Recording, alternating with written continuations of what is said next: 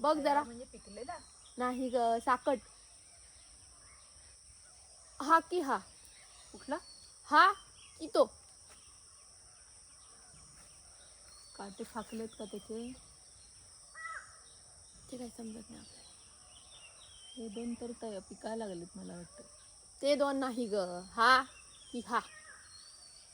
खालचा बघू ए काय बघ. बोलतो. कडक आहे.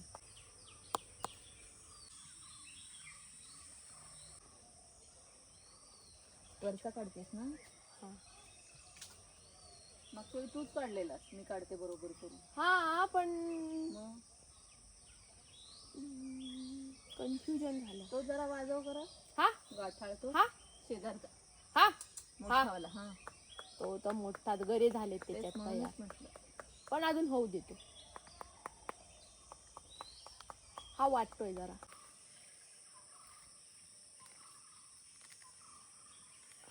तूट.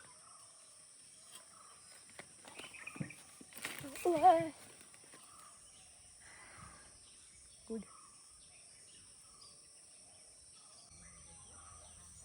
कोकणात सगळीकडे फणस धरायला लागलेले आहेत, काही ठिकाणी तयारही झालेले आहेत. तयार म्हणजे ज्याच्यामध्ये गरा तयार झालाय, ते भाजीसाठीचे. आमच्याकडे सुद्धा साकट भाजी रोज चालू आहे. गऱ्यांची सुद्धा भाजी मध्यंतरी केली होती आणि रोज भाजी खाऊन खाऊन असं झालं की आज काहीतरी वेगळं करूयात. तर मध्यंतरी मी फणसाची भजी केलेली होती, ती छान लागत होती. तर आज मी फणसाचे कटलेट करणार आहे. तर चला सुरू करूया.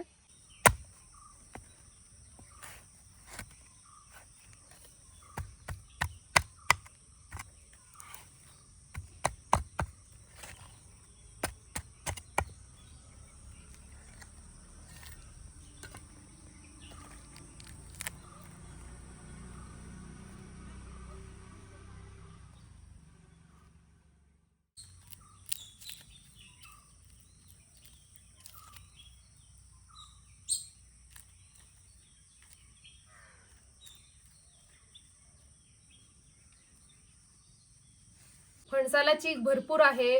मी जरी काढून घेतला तरी थोडा थोडा येत राहतो. तर त्यामुळे गोड तेल किंवा खोबरेल तेल हाताला लावून घ्यायचा आणि विळीला सुद्धा लावून घ्यायचं. जर तुम्ही सुरीने करत असाल तर सुरीला लावून घ्या.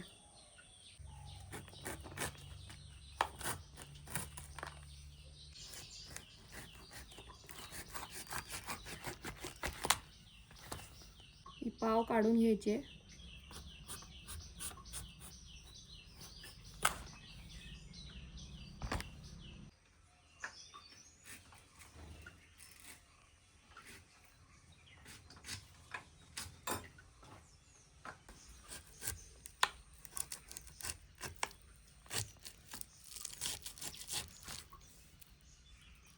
इथली वरची पाव होती ती काढलेली आहे, खालचं साल काढलेलं आहे. आता ह्याचे साधारण एवढे असे ठोकळे करायचे आणि तुम्ही कुकरला वाफवू शकता किंवा टोपामध्ये सुद्धा चुलीवरती वाफवून घ्यायचे आहेत ते.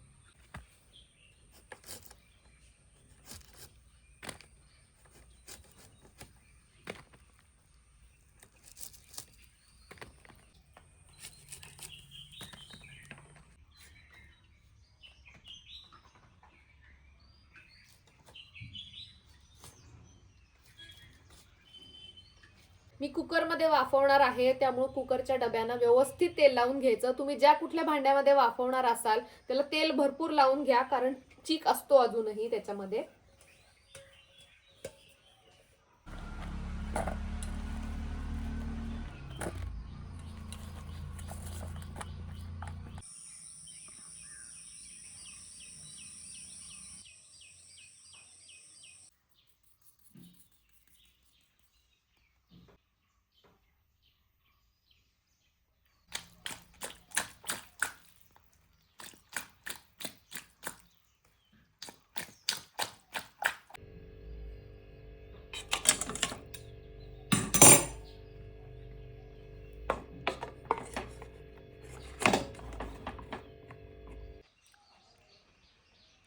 मस्त कलिंगड खाते, कारण मी आता कुकरमध्ये फणसाचे जे आपण तुकडे केलेले आहेत ते वाफायला ठेवलेले आहेत.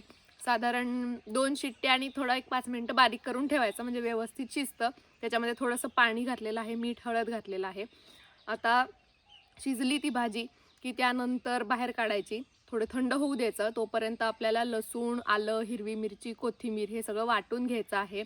आणि थोडेसे मी पोहे जे आहेत आपले भाजलेले पोहे असतात तर त्याचा चुरा करून घेणार आहे.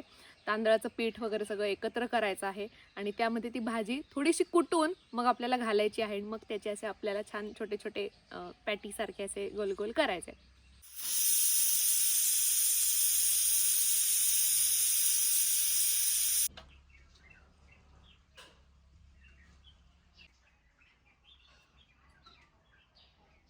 फणस वाफवून घेतलेला आहे.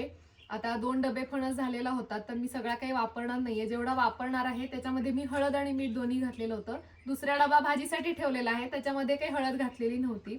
आता मी जिरं आधी असं खरंगटून घेणार आहे. त्यानंतर कोथिंबीर, आलं आहे थोडं, 4-5 लसूण पाकळ्या, 2 हिरव्या मिरच्या.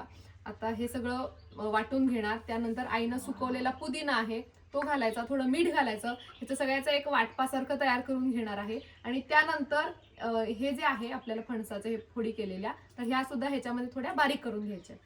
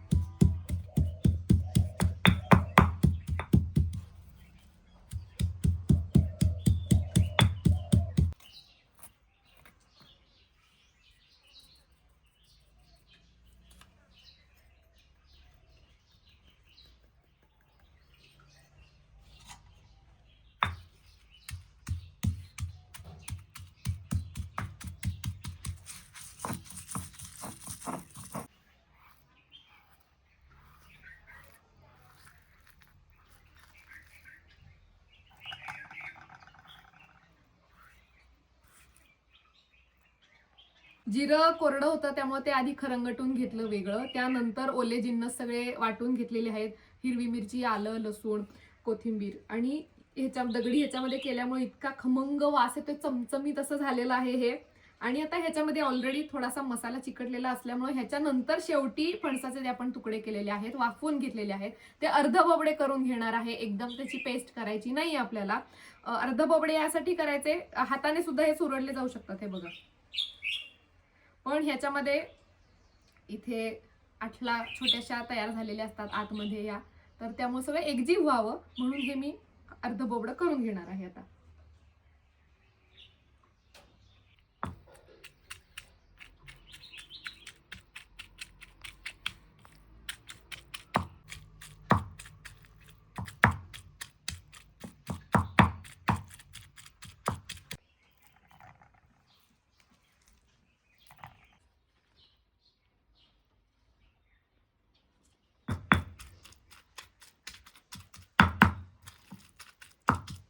फणसाचं वाटलेलं सगळं मिश्रण, आपलं वाटप, त्यानंतर जिऱ्याची पावडर, या सगळ्यामध्ये थोडंसं लाल तिखट घालणार, हळद घालणार, थोडंसं हिंग घालणार. त्यानंतर तांदळाचं पीठ, थोडंसं कॉर्नफ्लोअर घालते आहे मी. आणि त्याबरोबर पोह्यांचा जो चुरा असतो, असे पोहे भाजून घेतल्यानंतर केलेला चुरा, तर तो थोडासा असं सगळं एकत्र करून मिक्स करून घेणार आणि मग गोल गोल तयार करणार त्याचे.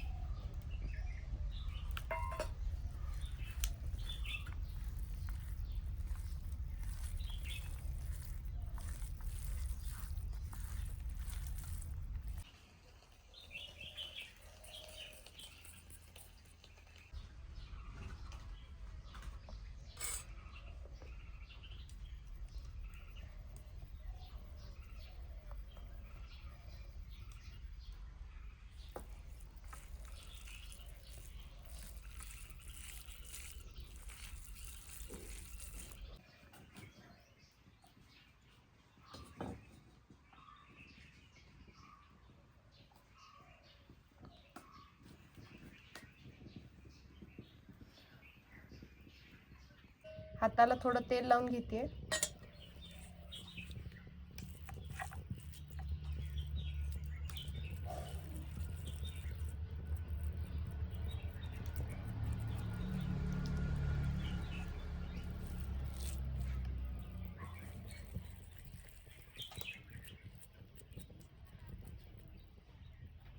फणस आपण वाफवून घेतलेलं आहे, त्यामुळे काय किती नाही म्हणलं तरी थोडंसं आमचं पाणी त्याच्यामध्ये असतं.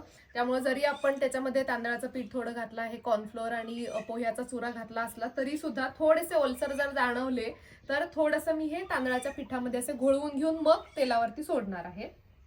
आता तेल घालून घेते.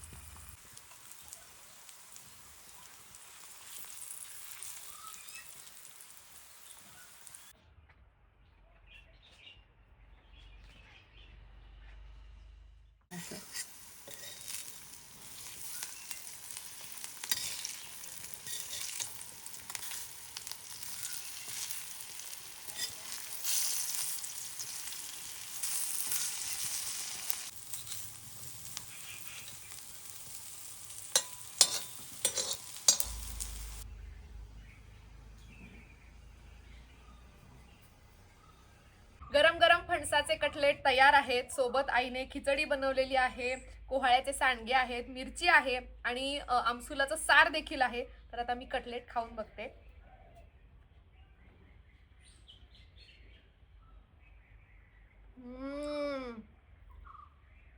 अप्रतिम, खूप भारी झालेत. आपण एरवी भाज्यांचे कटलेट करतो, हे थोडे वेगळे आहेत, नक्की करून बघा.